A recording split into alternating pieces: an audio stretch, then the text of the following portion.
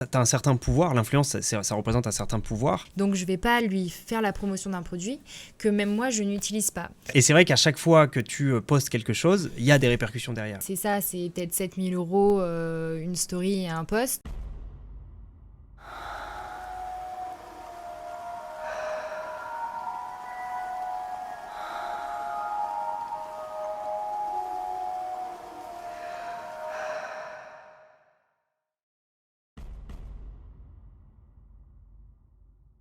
Salut Morgane. Salut Fabien. Je suis vraiment ravi de t'accueillir sur cet épisode de Tizi Media. Merci à toi de me recevoir. Je le rappelle, Tizi Media, c'est un média en ligne qui raconte des histoires simples pour expliquer des concepts complexes dans le monde du business, de la data, de la tech et du branding. Tu te présenteras tout à l'heure, tu as un parcours hyper intéressant. Tu nous aideras à comprendre un peu tout ce qu'on appelle social media management, création de contenu, influenceuse, influenceur. Et on apprendra que tu n'as pas fait ça toute ta vie, tu n'es pas né dedans. Avant, tu étais aide-soignante. Alors habituellement, je suis seul face à la caméra et je raconte une histoire où je décortique un concept pour améliorer son business ou tout simplement apprendre de nouvelles choses. Cela dit, le format podcast est assez similaire à ce que je fais habituellement et je te propose de commencer comme j'ai l'habitude, c'est-à-dire raconter une histoire et après on en parle ensemble. Ça marche ? C'est parti. Nous sommes en 2010, une période où tous les réseaux sociaux explosent. Des plateformes comme Instagram, YouTube, Twitter deviennent les nouveaux terrains de jeu des créateurs de contenu, qui voient dans ces outils une opportunité unique de se connecter directement avec leurs audiences. Avant l'apparition de ces plateformes, il était très difficile de s'adresser à un large public simultanément, ce qu'on appelle le one-to-many. Un contenu, un message, potentiellement des millions de personnes touchées en une seule fois. Le potentiel est énorme et rapidement reconnu. Bien sûr, cela n'a pas échappé aux marques, qui perçoivent le potentiel gigantesque des influenceurs pour promouvoir leurs produits. C'est le début d'une ère dorée où la popularité en ligne peut se transformer en véritable mine d'or. Il faut ajouter un élément de contexte important dans les années 2010. Les consommateurs deviennent de plus en plus conscients des stratégies publicitaires traditionnelles et beaucoup commencent à les percevoir comme intrusives et manipulatrices. Ils comprennent que les marques cherchent à les pousser à consommer. Cette prise de conscience crée un climat de suspicion envers tout ce qui ressemble à une publicité trop marquée. C'est là qu'intervient le pouvoir de l'authenticité des influenceurs. Les influenceurs semblent proposer un contenu plus authentique, plus sincère et plus personnel. Ils partagent leur quotidien, testent leurs produits et donnent leur avis de manière décontractée et non scénarisée. Cette approche diffère radicalement des spots publicitaires traditionnels, perçus comme trop polissés, trop artificiels. Pour les consommateurs, cette proximité apparente et cette authenticité est rafraîchissante. Ils commencent à faire confiance aux influenceurs comme ils pourraient faire confiance à un ami qui leur recommanderait un produit. L'avis d'un influenceur semble plus fiable, car il est présenté comme une expérience personnelle et non comme une publicité commanditée. Donc forcément, avec tout ça, ça explose. Et comme à chaque fois qu'un sujet explose, il y a des abus. Quand on sait qu'un grand influenceur, c'est-à-dire un influenceur qui cumule entre 500 000 et 1 million d'abonnés sur une même plateforme, peut toucher entre 5 000 et 15 000 euros par poste, forcément ça attire des personnes. Et vu les sommes folles en jeu, ça attire également ceux qui sont prêts à tout. Les pratiques douteuses et leurs conséquences sont nombreuses. Des influenceurs vantent des mérites de produits qu'ils ne connaissent à peine, parfois de très mauvaise qualité, et parfois même des produits qui n'existent pas. D'autres expliquent comment gagner beaucoup d'argent en prenant de gros risques en bourse, par exemple. Il y a même un certain Billy McFarland qui a fait promouvoir son festival auprès de grands influenceurs comme Kendall Jenner ou Bella Hadid. Un festival qui n'a jamais eu lieu. Plus de 7000 personnes ont pourtant dépensé environ 30 millions de dollars et près de 2000 se sont retrouvés coincés aux Bahamas, pensant que ce festival allait vraiment avoir lieu, sans lieu où dormir, sans toilette, ni nourriture en quantité suffisante. Bref, c'est l'absence totale de régulation. Alors même que le milieu de la publicité est très contrôlé, notamment pour éliminer toute forme de publicité mensongère. Il faudra attendre 2021 pour que quelque chose bouge. 2021 et un homme. Booba. Booba n'est pas qu'un rappeur, c'est aussi et surtout un maître du clash sur les réseaux sociaux. Son nouveau défi en 2021 est simple, dénoncer ouvertement les pratiques de certains influenceurs, qu'il accuse d'arnaquer leurs abonnés avec des produits de mauvaise qualité ou des services douteux, comme des arnaques liées à des produits amincissants, des concours truqués ou des plateformes de trading frauduleuses. Il s'attaque particulièrement à certaines figures bien connues de la télé-réalité, qu'il accuse de profiter de leur notoriété pour vendre des produits peu fiables à leur audience. On parle notamment de Marc Blatta et de Magali Berda. Booba surnomme ces influenceurs les influx-voleurs, un terme qui devient rapidement viral. Il pointe du doigt la manière dont ces personnes utilisent leur image et leur influence pour manipuler leurs abonnés, souvent des jeunes, en leur faisant croire à des promesses irréalistes. Les dénonciations de Booba ont un impact considérable. Elles déclenchent une prise de conscience chez de nombreux abonnés de ces influenceurs concernés, qui commencent à remettre en question les promotions auxquelles ils sont exposés. Ces attaques médiatiques mettent également la pression sur les marques et les plateformes pour mieux encadrer ces nouvelles pratiques de publicité. Cette campagne de Booba contre les influx voleurs ne s'arrête pas là. Ça ne se limite pas à des posts sur les réseaux sociaux. Il pousse les autorités et les régulateurs à s'intéresser de plus près à ce genre de pratiques. En France, cela contribue à un débat beaucoup plus large sur la nécessité de réglementer le marketing d'influence afin de protéger les consommateurs de ce genre d'abus. Les influenceurs ciblés par Booba tentent de se défendre, mais des accusations portées par une figure aussi influente et suivie ont des répercussions. Certains influenceurs voient leur crédibilité et leur popularité littéralement chuter, tandis que des enquêtes sont ouvertes sur leurs pratiques. Booba devient ainsi une sorte de porte-parole de ceux qui critiquent les dérives du marketing d'influence. Son action est perçue pour beaucoup comme une forme de justice populaire, venant d'un artiste qui n'hésite pas à utiliser sa plateforme et sa popularité pour exposer ce qu'il considère comme des comportements malhonnêtes. Aujourd'hui, les choses ont évolué et la législation a avancé dans plusieurs pays, dont la France. Salut, c'est Fabien, j'interromps cette vidéo 30 secondes pour te parler d'un sujet qui devrait t'intéresser. Tu le sais peut-être déjà, mais notre métier avec Tizi Studio, c'est de développer des applications mobiles et métiers pour nos clients. Et ce qui nous caractérise, c'est qu'on place l'expérience utilisateur et le parcours client en top prio. Et ça, on le fait notamment grâce à la data. On récolte, on mesure, on analyse, on teste, on améliore et on itère. Dans le cadre de ce métier, on fait beaucoup de recherches, beaucoup d'hypothèses et on essaye d'anticiper et de comprendre les comportements humains à travers l'anthropologie, à travers la sociologie, la psychologie, mais également la neurologie. Mais les apps mobiles ne sont que la partie émergée de l'iceberg, car c'est surtout le fruit de tout un travail qu'on fait dans l'ombre et qui est passionnant. Et c'est pour ça qu'on a créé cette chaîne, pour s'inspirer et raconter des histoires passionnantes afin de lire l'avenir à travers les plis du passé. Mais on ne s'arrête pas là puisqu'il y a tout un tas de contenus qu'on crée qui ne sont pas propices au format vidéo et qui ne seront a priori pas partagés sur cette chaîne. On a donc créé une newsletter qui est basée sur ce même principe. Chaque semaine, une histoire, 3 concepts à maîtriser pour améliorer sa marque, son entreprise ou son produit et une anecdote surprenante. C'est totalement gratuit, si ça t'intéresse je te mets le lien en description, sinon je t'invite à t'abonner à cette chaîne pour découvrir chaque mois une histoire réelle du passé qui impacte encore nos vies aujourd'hui. Morgane, toi tu connais bien ce milieu, Ouais. mais tu as à cœur d'être claire là-dessus, t'es pas influenceuse, Non. tu te considères pas comme influenceuse, mais tu travailles dans le marketing d'influence. Oui. Et ton métier à toi c'est le social media management. Exactement. Est-ce que tu peux te présenter ton métier de manière assez vulgarisée ? Ok. Et ben, moi, je suis Morgane, donc j'ai 28 ans. J'ai créé Garde-robe, donc l'identité de ma boîte, il y a maintenant 5 ans. Ça s'est développé avec le temps. Au départ, j'ai ouvert avec un e-commerce de prêt-à-porter féminin. Et ce e-commerce a été ouvert après une période Covid, pour pas ouvrir sur la période qui était un petit peu... comment on peut dire ? Covidé ? Covidé. Donc morte. ça a été un choix de ne pas ouvrir le e-commerce en période de Covid, sachant que des commerces de proximité étaient fermés. Donc j'ai préféré attendre. Et si tu veux, ce qui a fonctionné dans mon parcours, et c'est pour ça que je tiens à dire que je ne suis pas influenceuse, c'est que en fait, je n'avais pas de contact forcément avec ma famille parce que ils sont à plus de 30 km de toi, et donc du coup on partageait un peu sur les réseaux sociaux. Et de fil en aiguille, beaucoup suivaient mon projet de e-commerce et se sont abonnés à mon compte Instagram, mais par plaisir, par divertissement aussi, et par surtout une certaine légèreté, parce qu'il y avait un climat qui était assez tendu. Et par la suite, du coup, le e-commerce super, et toute la communication que je faisais pour ce e-commerce a commencé à plaire, et on m'a dit, moi j'aimerais bien que tu fasses ma communication, et 1, et 2, et 3. Et là, tu te dis, c'est parti, pas de souci, mais je vais peut-être me former, parce que comme tu l'as dit tout à l'heure, je ne suis pas issue de ce milieu-là, mais je fais partie de cette génération Z qui a toujours touché à ça. Et finalement, je me prends une formation, et puis j'arrive, et on me dit, c'est comme ça qu'il faut publier une story. Et là, je me dis, mais... c'est pas possible, ils en sont hyper loin. Moi, j'ai 20 ans, je sais comment fonctionne Instagram, je sais comment fonctionnent les algorithmes. Et du coup, j'ai créé en fait l'agence Garde-robe, donc sur toute la partie social media. Donc mon rôle, c'est une partie stratégique dans la communication. Donc je mets tout en œuvre pour faciliter cette communication qui est engageante. Donc ça passe par de la création de contenu, de la stratégie, et en fait ça englobe cette partie authentique. Et ça, c'est très important. On reviendra sur ton métier un peu après, parce que moi j'ai plein de questions et je pense que ça peut intéresser de savoir combien ça coûte, quelle entreprise ça concerne. Ouais. Moi, il y a un sujet que tu as dit qui m'intéresse, c'est... donc toi, tu es quand même suivi, tu es très suivi sur les réseaux, on reviendra dessus un peu après. Parce que j'ai appris, moi, du coup, en préparant cet épisode, qu'il y avait véritablement, en fonction du nombre d'abonnés, on appelle ça un petit influenceur, un micro-influenceur, un gros influenceur, etc. Exactement. Donc, on détaillera ça un peu après. Mais il y a un truc que tu as dit qui est intéressant, c'est que au début, toi, parce qu'il y avait le Covid et parce qu'il y avait cette distance avec ta famille, tu as commencé à poster sur les réseaux Ouais. pour rester en contact avec ta famille. Avec ma famille, on s'envoyait.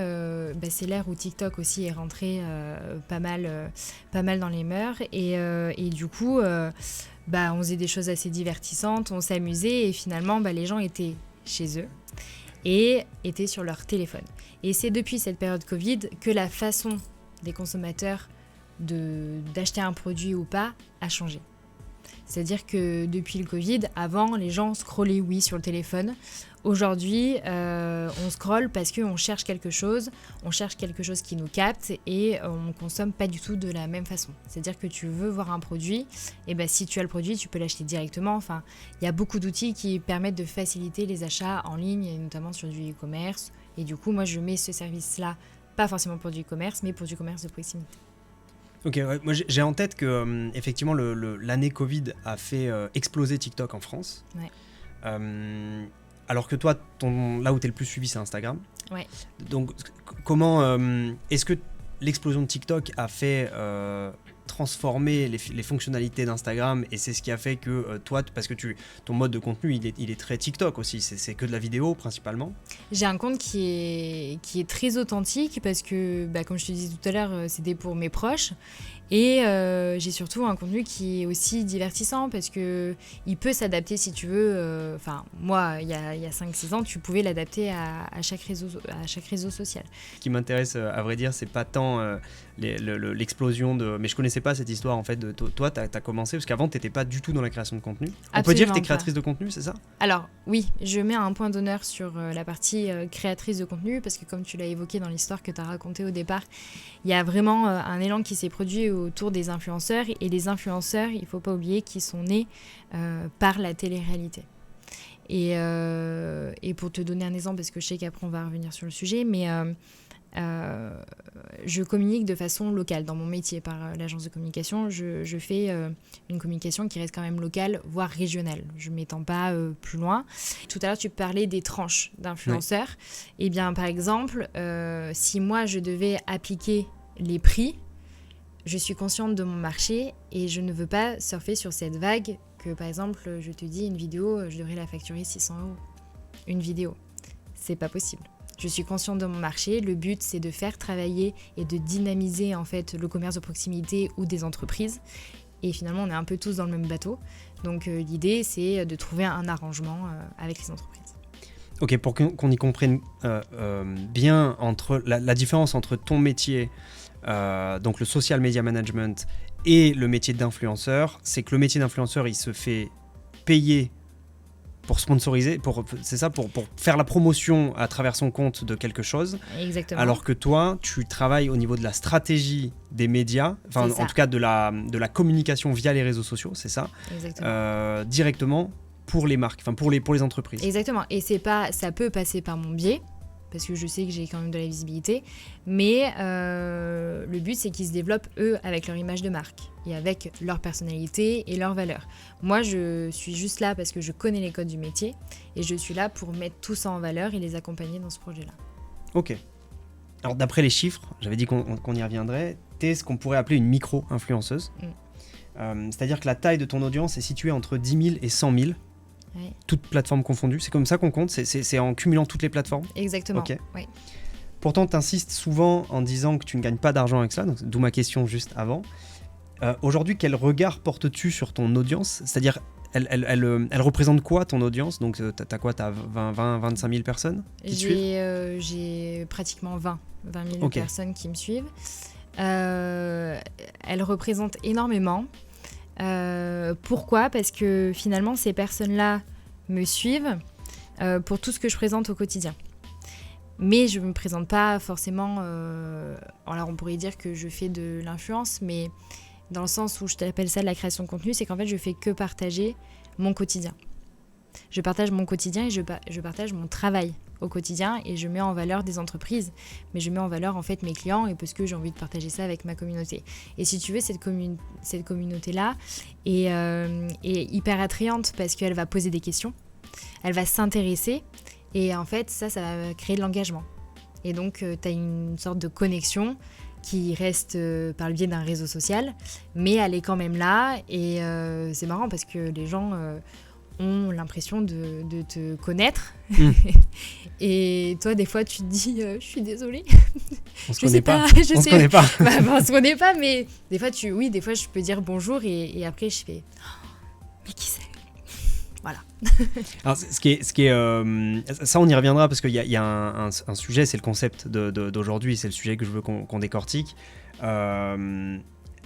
Il y a quand même quelque chose qui est, t'as un certain pouvoir, l'influence ça représente un certain pouvoir, et je peux en témoigner parce que pour ceux qui le savent, qui te suivent, je t'ai tatoué, parce que je suis présentateur, tatoueur. C'est tout quand le métier. Et c'est vrai qu'à chaque fois que tu postes quelque chose, il y a des répercussions derrière. Et ça, comme justement ton métier n'est pas l'influence, tu ne te fais pas payer pour ça. Mais donc tu le fais de manière, on va dire, volontaire. Et toi, quand tu partages un avis sur un produit, tu sais qu'il y a un impact, enfin, peut y avoir un impact, en tout cas, mais tu le fais gracieusement, d'une certaine manière. Exactement. Par contre, je vais pas te... Parce que forcément, tu as de la visibilité, donc tu as des demandes qui tombent tout le temps. Et en fait, je vais te prendre un exemple qui est assez concret et qui, moi, m'a fait prendre conscience de ces choses-là. Si tu veux, on va parler de publicité. Quand le marketing d'influence a commencé à s'installer, les marques type L'Oréal, etc., ont commencé à contacter. Tu avais des plateformes par le biais, etc. Et un jour, 20 ans, t'as L'Oréal, Mugler qui te disent on peut t'envoyer un colis, etc. Et moi, toute contente, je me dis c'est super, c'est une belle marque, c'est des beaux produits. T'as 20 ans, tu peux pas forcément te le payer, etc. sur des fonds de teint. Enfin, c'est des produits qui sont assez haut de gamme.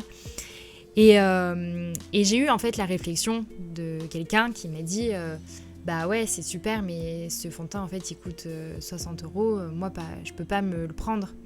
Et là, moi, je savais pas parce que c'était au tout début et je me dis mais comment mais elle a raison, c'est vrai, et moi c'est pareil. Donc je vais pas lui faire la promotion d'un produit que même moi je n'utilise pas. Et ça a vraiment percuté et je me suis dit mais je veux pas du tout rentrer dans ça et je veux vraiment rester sur le côté j'utilise, j'achète, je consomme et c'est ce que je partage. Mais par contre, il y a pas de gifting, il y a pas tout ça. Donc oui, j'ai un sacré budget. Mais oui, avec mes clients, oui, j'achète toujours. T'as pas été acheté par une marque ? Je n'ai pas été achetée. Je consomme et voilà, parce que je suis créatrice de contenu et que je partage mon quotidien. Mais voilà. Et c'est pas dur de résister face à certaines propositions qui peuvent être intéressantes financièrement, qui peuvent être intéressantes En fait, c'est pas du tout ton milieu. Non. Tu n'es pas intéressé par...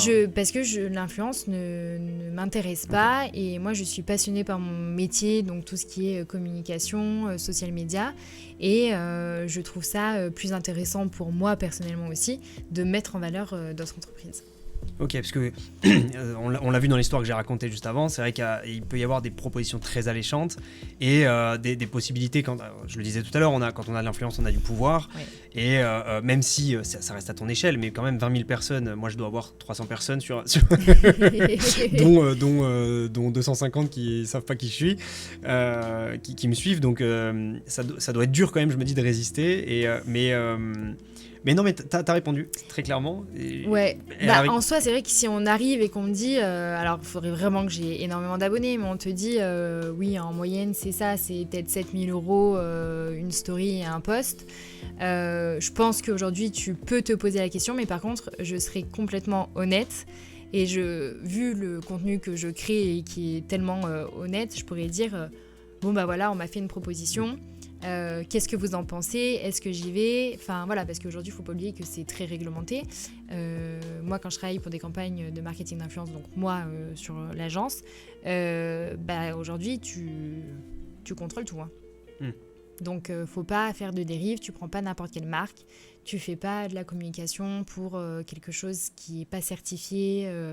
voilà, il y a plein de réglementations à respecter. Ouais, on l'a vu notamment depuis à peu près 2021, depuis tout ce scandale où maintenant on est obligé d'indiquer quand c'est une collaboration commerciale, alors qu'avant ils pouvaient simplement dire, ils pouvaient maquiller en fait. Exactement. Là, c'est vrai que ton contenu il est extrêmement authentique, je pense que c'est ce que les gens aiment.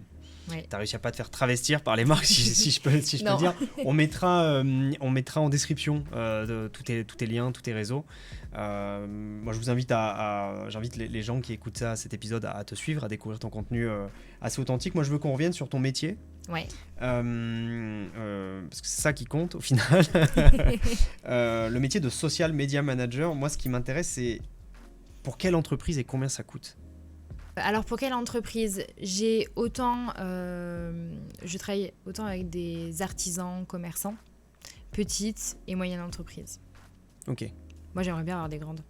Ok. Ça me stimule, mais je suis toute petite dans le milieu encore.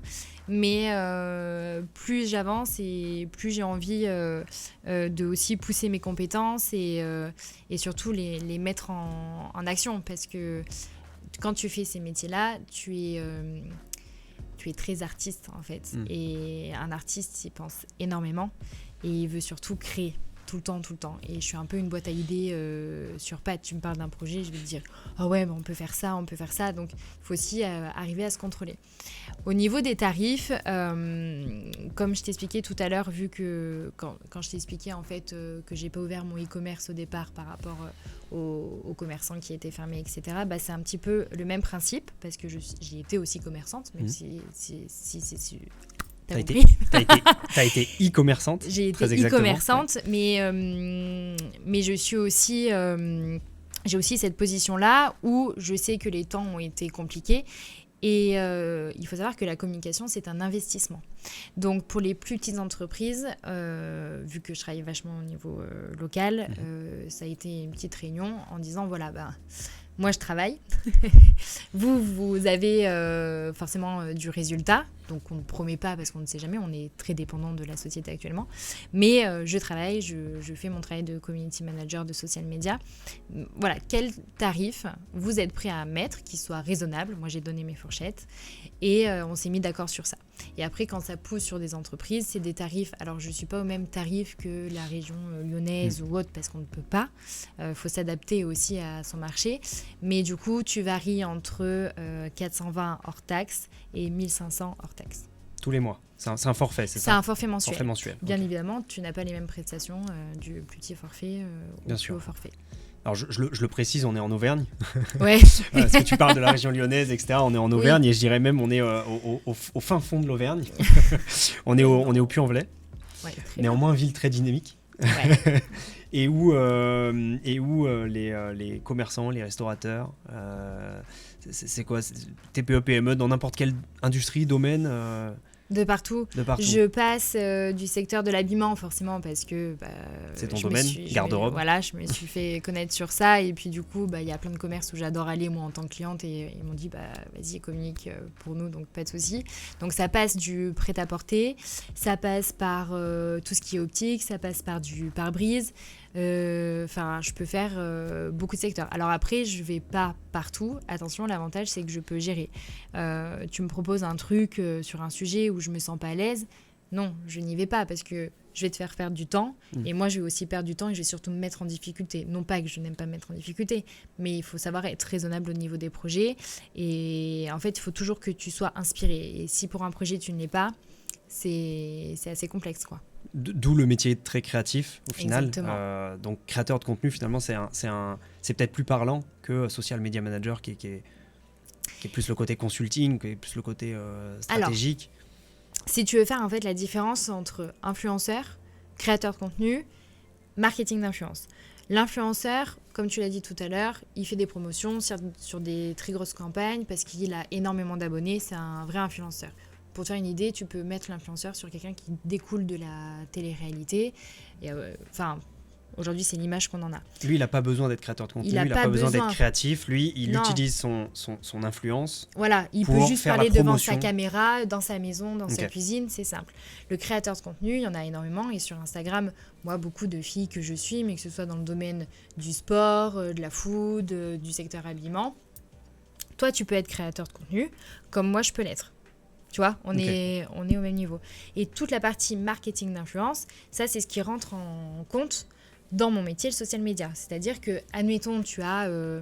t'es pas obligé d'avoir 20 000 cas. Enfin, tu vois, c'est 20 000 pas... cas 20 000 cas. 20 000 abonnés. 20 000 abonnés. Tu vois, t'es pas obligé d'avoir ça. Moi, par contre, les campagnes que je fais, alors autant des fois, tu peux travailler avec des gros influenceurs parce que ton client, il te le demande. Donc, ta partie marketing d'influence, elle rentre dans dans mon entreprise, si tu veux. Je vais gérer ces campagnes de marketing. J'ai une base de données, etc. Donc toi, tu arrives, je sais pas, tu as un concept, je sais pas, bowling, etc. Tu me dis, il faut que je fasse connaître mon entreprise.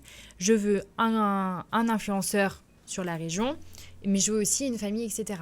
Bah, sache que moi, j'ai mené des campagnes où j'ai fait intervenir des personnes qui avaient 60K, etc., qui ont rapporté très peu. Et à contrario, j'ai eu des personnes qui avaient 7 000, 8 000 abonnés et qui ont fait mais plus que la personne qui avait 60K. Parce que c'est pas la même production de contenu et que la personne qui l'avait choisie était pas assez, je pense, authentique dans son domaine. Ok. Alors, l'authenticité, justement, c'est un sujet qu'on va creuser. C'est ce qui permet de comprendre en fait comment on en est arrivé là et comment des personnes finalement sans de grands talents, on pourrait considérer qu'ils ne sont pas créateurs de contenu, qui sont les fameux influx voleurs, comment ils ont réussi à embobiner tout le monde finalement et à vendre du copy trading par exemple et à vendre des faux produits qui ne marchent pas. Il y a un concept intéressant, donc c'est vraiment le concept de l'épisode que j'aimerais approfondir. C'est ce qu'on appelle le biais de la simple exposition ou biais de simple exposition. Donc ce biais est largement exploité en marketing d'influence. Est-ce que tu peux nous en parler ? Juste pour rebondir, enfin je me positionne pas du tout sur le sujet, mais quand tu dis qu'ils ont réussi à embobiner, etc., je pense que eux-mêmes n'étaient pas formés à avoir de l'ampleur, à gérer une telle influence, etc. Donc en fait, ils prenaient ce qui venait. Oui, ça s'est fait sur le tas. Ils ont senti le truc et ils l'ont tiré. Voilà, généralement, tu sors, tu as été connu au niveau média, tu sors, on te propose telle et telle campagne, mais on te dit, fais le travail, tu reçois un brief, et tu reçois ce brief. Et là, ça va rejoindre ce que je vais te dire. Ouais, ce qui est intéressant derrière ce concept que tu vas nous décrire, c'est que des personnes qu'on ne connaît pas, qui sortent de nulle part, arrivent à nous convaincre sans effort finalement, en tout cas avec de la répétition. Ouais. On t'écoute. Pour moi, aujourd'hui, on va pas se mentir, on est très souvent sur nos téléphones. Moi, quand je pose la question à mes élèves, vous passez combien d'heures au téléphone ? Mais c'est des heures, mais considérables quand même, tu vois, sur les plateformes, réseaux sociaux, etc. Et en fait, ils aiment bien, ils regardent. Je vais te parler de mon cas. Je sais que beaucoup me suivent au quotidien et ils adorent me suivre. Et c'est vrai qu'on en parlait la dernière fois. On va m'envoyer un message en me posant des questions comme si j'étais... ta meilleure copine, tu vois. Et alors là, qu'ils t'ont jamais vu. Alors qu'ils m'ont jamais vu. À travers le téléphone seulement. Ouais. Un jour, j'ai une nana qui était tombée gravement malade et elle avait besoin de m'écrire. Et là, moi, je suis normale, mais tu réponds parce qu'en plus, je suis très empathique de par mon ancien métier, etc. Ça me gêne pas. Mais du coup, est-ce que si tu ne connaissais pas cette personne, tu aurais pu envoyer ce message à un inconnu ? C'était un message un peu intime, un peu... Ouais, des fois, oui. Mais après... je reste ouverte, mais il y a des fois où je me dis, c'est pas à moi que tu devrais en parler. Tu vois, ça doit être confié sur d'autres, et puis n'hésite pas à en parler à ta famille. Donc tu aiguilles toujours, mais tu as cet aspect où, oui, on se connaît pas. T'es la grande sœur ou la petite sœur de... Voilà, exactement. Et ça revient à ce que je te disais tout à l'heure, que ce soit dans la rue ou vraiment par message. Ça, c'est dingue. Donc ça, c'est ce qu'on appelle le biais de simple exposition. C'est que, en gros, si je résume, plus je te vois... Oui. De manière authentique en tout cas, pas en mode la pub à la télé, plus je te vois de manière authentique, ce qui semble être à mes yeux quelque chose d'authentique, plus tu m'es familière, et plus j'ai l'impression qu'on se connaît, qu'on est amis, et donc plus je vais te faire confiance. Exactement. Il y a un sujet de confiance derrière. Et ça prend en lien ce que tu disais avec les influx voleurs. C'est comme ça que certaines personnes se sont fait un peu embriquer dans ce délire-là. Pour le trading, on a tous vu ce reportage sur Envoyé spécial. mais les personnes le verbalisent. C'est pour moi, elle inspirait confiance. Et du coup, ils emmènent sur ce chemin-là où eux-mêmes ne sont pas forcément connaisseurs. Et les gens, après, se laissent embarquer. Forcément, tu promets de l'argent à des personnes aujourd'hui. Voilà. Oui, mais ça, c'est pas nouveau. C'est-à-dire, ceux qui essayent de vendre des formations, ceux qui essayent de vendre des méthodes pour devenir riches, c'est pas nouveau. Mais là, ce qui change par rapport à... Enfin, ce que ces influenceurs ont réussi à faire, c'est qu'en fait, ils ont créé cette communion presque, cette ultra-relation avec leurs abonnés, à tel point qu'ils font figure d'autorité. C'est-à-dire qu'il y a une expérience, je crois, qui s'appelle l'expérience de 1000 grammes, je crois, qui consiste à... C'est une expérience sociale, je m'égare un peu du sujet, mais qui consiste à prouver que le costume fait l'autorité d'une certaine manière, et que quand on a un scientifique qui nous donne un ordre pour une expérience scientifique, on a tendance à le suivre, et cette expérience, elle est fascinante, et elle montre à quel point l'humain est capable de suivre quelqu'un qu'il considère comme faisant autorité. Et là, j'ai l'impression, donc c'est valable pour tout ce qui est uniforme, on va dire, donc pompiers, gendarmes, etc. Là, j'ai l'impression qu'il y a une sorte d'uniforme de l'influenceur, c'est-à-dire que ces personnes font autorité. Moi, j'avoue, demain, tu me conseilles un produit. Bon, je te connais, c'est un peu différent, mais demain, tu me conseilles un produit, vu que je te crois authentique, au-delà du fait que je te sais authentique, je vais avoir tendance à te dire, ok, ce qu'elle me raconte, ça a l'air d'être vrai, j'ai envie de la croire, là où n'importe quelle publicité aujourd'hui, j'en suis extrêmement méfiant. Donc l'influenceur, je reviens sur ce sujet parce que je trouve ça fascinant ce que ça génère en termes de biais cognitifs, c'est que il y a une sorte de figure d'autorité. Et on peut comprendre ces gens qui sont tombés dans le... Alors toi, t'as résisté. C'est peut-être pour ça que d'ailleurs, t'as à cœur de dire « je suis pas influenceuse ». Oui. Parce que finalement, ceux qui ne résistent pas sont un peu embarqués dans ce truc de voilà, il y a de l'argent facile derrière. Donc on peut comprendre... les gens sont tellement... ils pensent que t'es leurs amis, donc ça devient facile de les convaincre finalement. Complètement. Mais tu vois, je rebondirais juste sur quelque chose parce que moi, je le mets en œuvre assez régulièrement. On a un rôle aussi, alors créateur de contenu, parce que tu as des créateurs qui... Attention, les créateurs ont aussi beaucoup de visibilité et beaucoup d'abonnés. Hein. Tu vois, il faut vraiment mettre en distinction l'influenceur des créateurs de contenu. Créateur de contenu, c'est plus proche d'un... C'est quelqu'un qui... d'un média.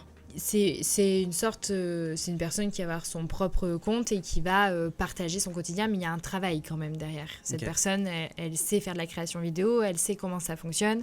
Enfin, voilà, mais elle est toute seule. Voilà. Mais le modèle économique est peut-être pas tout à fait le même. Non. Non, forcément, c'est plus compliqué. L'influenceur, il peut tout avoir vu que... tu as le nombre d'abonnés, donc tu as des super bonnes stats, donc forcément les marques, si elles ont envie de travailler avec toi, c'est facile, le créateur de contenu va devoir prouver, etc. Ouais. Mais pour rebondir à ce que tu disais, il y a un rôle de sensibilisation. Par exemple, moi j'interviens dans des collèges ou lycées et tu sensibilises les jeunes à appréhender un réseau social, à faire attention à ce que vont y voir, parce qu'aujourd'hui il y a de l'IA. Ouais. On commence à en parler, alors nous forcément on est dedans, mais il y a des fois des fausses informations qui peuvent être mises et on a un rôle de sensibiliser. Donc c'est-à-dire, je pense qu'il faut faire confiance effectivement à la personne, au créateur de contenu ou l'influenceur que tu vois. Et alors nous on se connaît effectivement, mais moi de ma personne, je n'irai pas te vendre n'importe quoi. Je me dis, mais qu'est-ce qui va m'arriver ? J'aurais super peur, tu vois. Moi, je suis honnête et je sais que ce que je montre, déjà, soit je me l'achète, soit c'est pour donner un petit peu de visibilité avec les personnes avec qui je travaille. Et voilà, j'ai rien à reprocher dessus. Mais je pense que certains influenceurs qui sont allés loin n'ont pas eu ce rôle de sensibilisation. Comme je te disais tout à l'heure, eux non plus n'ont pas été sensibilisés au départ. Est-ce que tu as une anecdote un peu folle à nous partager par rapport à ton métier ou par rapport justement à ton expérience alors je sais plus comment le dire maintenant, mais en tout cas de personnes suivies sur les réseaux. Alors tu nous as parlé de cette personne qui t'a écrit comme si tu étais sa confidente qui était gravement malade. J'ai pas de... si tu veux, j'ai pas d'histoire, j'ai pas de commentaires négatifs parce que, comme je t'ai dit, ma communauté est vachement bienveillante et à cœur que tout se passe bien, même si des fois je dis un truc qui va m'énerver, elles vont faire « Ah ouais, pourquoi nous on est là ?» Genre j'ai une équipe de femmes derrière moi, tu vois. Ça, c'est fou. Et ben ouais, c'est super, mais en même temps elles m'ont vu grandir. Elles m'ont suivi depuis maintenant pratiquement même plus de 6 ans en fait Donc sur il y a la une vraie plateforme. connexion. Il y a une vraie connexion. Et en histoire, qu'est-ce que je pourrais te raconter d'un peu Je sais pas, il n'y a peu pas eu. loufoque On parle beaucoup d'intelligence artificielle. Plus on est exposé sur les réseaux, Ah, plus on peut réutiliser notre voix, nos visages. Là aujourd'hui, on l'a déjà vu, c'est très facile de récupérer ta tête. je sais que vous avez trop envie de faire ça. Et là, Non en fait, je suis en train de me rendre compte que je vous ai tout donné ce soir pour réaliser ce projet. Alors, regarde un peu les caméras. Non, personne s'est fait passer pour toi. Personne, je sais pas, t'as envoyé de fleurs un abonné ou une abonnée totalement fan. Il n'y a pas d'histoire. J'ai pas d'histoire Mais tant mieux. bizarre, donc tant mieux. Juste le fait où moi le seul truc malaisant, c'est quand on pense me dire bonjour et que je dis salut. Et tu me connais dis, pas. et je connais Et pas. ouais. Mais ça reste gentil. Mais j'ai pas d'histoire hyper loufoque. Pourtant, c'est dingue, je suis délirante de base, mais là, j'ai pas, non. Ok, ça marche. On a peu parlé de e-commerce. Et moi, ce qui m'intéresse, c'est que tu as des projets, je crois, e-commerce, ou en tout cas, tu as un plan en tête. Ouais, exactement. Dans ma consommation personnelle, je me dirige aussi beaucoup sur l'aspect seconde main. Le e-shop était un peu en stand-by depuis la création. Et du coup, on a fait équipe. Ouais, j'avoue, c'est un instant auto-promo. Là, je fais de la promotion, par exemple. Et du coup, vous m'avez retravaillé mon site. Donc, on a mis en avant la partie social media, communication pour les entreprises. Et le but, c'est de développer la partie e-commerce, mais sur un aspect seconde main. Le projet, parce qu'on me demande souvent de créer de l'événementiel autour de vide dressing, etc. sur le bassin du Puy. J'ai un manque de temps. Je ne peux pas gérer ça toute seule. Et je me suis dit, en fait, je pourrais développer cet outil donc avec vous, d'aller chez les filles. Je sélectionne avec elles les vêtements, les marques, etc. Et ensuite, je poste sur mon site et les gens peuvent acheter via mon site. Et en fait, c'est des articles de seconde main. L'avantage, c'est que la nana qui mettra ses vêtements sur le site aura une vidéo de présentation de tous ses vêtements. Et je lui sers en fait d'entremetteuse avec les abonnés et son dressing à elle. C'est vraiment ce qu'on appelle le social selling ou social commerce. C'est-à-dire que c'est... parce que là, comme ça, de ta description, on pourrait se dire, oui, c'est Vinted finalement. Mais il y a la dimension réseaux sociaux qui rentre en jeu. Là où Vinted, c'est une plateforme finalement. Ouais. Voilà, alors certes, c'est essentiellement sur mobile, je crois, ou peut-être c'est aussi sur site web. Mais là, la différence, c'est qu'il y a l'aspect réseaux sociaux qui rentre en compte. Ouais. Donc, qui dit réseaux sociaux dit contenu authentique. Enfin voilà, tout. Donc, c'est vraiment le social commerce qui est en fait la grande tendance, ou en tout cas ce qui va être bientôt, je pense. Et au moins, tu peux rencontrer finalement ces filles que je connais pas juste derrière un écran, et je peux les rencontrer en vrai. Je peux partager un temps. Et au départ, ça, je le faisais. Et aujourd'hui, je me suis dit, faut vraiment que tu t'y remettes. Mais autant lier l'utile à l'agréable aussi pour elles et qu'elles puissent mettre avec visibilité du coup leur garde-robe et du coup renouveler et que les vêtements aient une seconde ou plusieurs vies derrière. Et c'est une toute autre expérience. Et donc cette boutique, elle sera directement accessible sur tes réseaux. Comment on peut y accéder ? C'est sur Instagram ? Tout se passe sur Instagram ? Tout se passe généralement sur Instagram parce qu'aujourd'hui tu peux associer des liens ou sur le site garderobe.fr que vous m'avez fait et qui est tout neuf. Ok, bon, on mettra tout ça, on mettra tous les liens directement dans la description de la vidéo. Merci beaucoup Morgane pour le partage de tes connaissances, de ton métier, de ta passion. On est très loin de l'aide-soignante là. Ouais. tu regrettes pas ? C'est très différent. Alors c'est totalement différent. J'adore mon métier de base. Bon, maintenant ça fait longtemps que j'ai pas exercé, mais non, parce que j'ai un métier qui est stimulant et le fait de mettre en valeur, comme je disais au départ, des entreprises et de travailler avec eux. Donc j'ai tellement de clients qui sont différents, donc du coup tu apprends énormément et c'est stimulant en fait au quotidien. Ok, ça marche. Merci beaucoup. Merci à toi. Merci à vous qui avez regardé cette vidéo. Tizi Media, c'est à la fois une chaîne YouTube, également une newsletter. Et l'objectif est de raconter des histoires simples pour comprendre des sujets complexes. Là, aujourd'hui, c'était le marketing d'influence. On a essayé de débunker un peu ce que c'était la création de contenu, le marketing d'influence, l'influenceur. Je vais vous mettre toutes les infos utiles en description.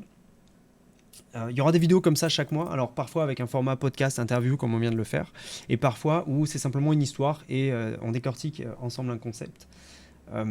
Alors si vous aimez ce genre de contenu, je vous invite à vous abonner à cette chaîne et je vous dis à bientôt. Allez, ciao.